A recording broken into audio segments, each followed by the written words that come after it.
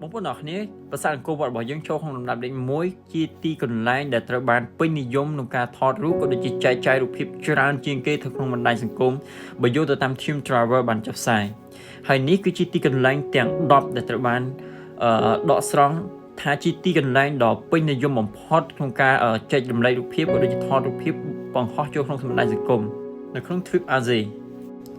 ហើយនេះសូមបងប្អូនអ្នកខ្ញុំមកស្គាល់កន្លែងទាំង10នោះជាមួយខ្ញុំទាំងអស់គ្នាសម្រាប់កន្លែងទី1គឺជាអង្គរវត្តរបស់កម្ពុជាយើងសម្រាប់កន្លែងទី2មានឈ្មោះថា Taj Mahal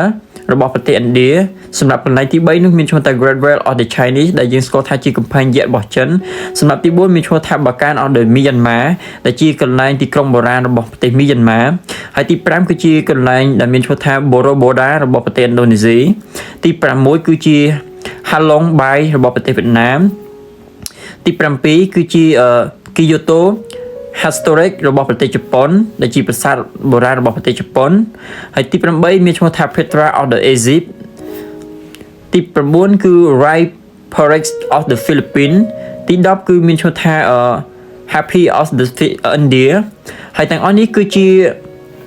ទីកន្លែងដែលត្រូវបានគេផ្សព្វផ្សាយរូបភាពចេញច្រើនជាងគេទាំង10នៅក្នុងទ្វីបអាស៊ីរបស់យើងក្នុងឆ្នាំ2025នេះបើយោងទៅតាម Team Travel បានចុះផ្សាយ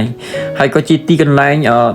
បេតិកភណ្ឌរបស់ពិភពលោកទាំង10កន្លែងដែលមានភាពល្បីបំផុតនៅក្នុងតំបន់អាស៊ីផងដែរ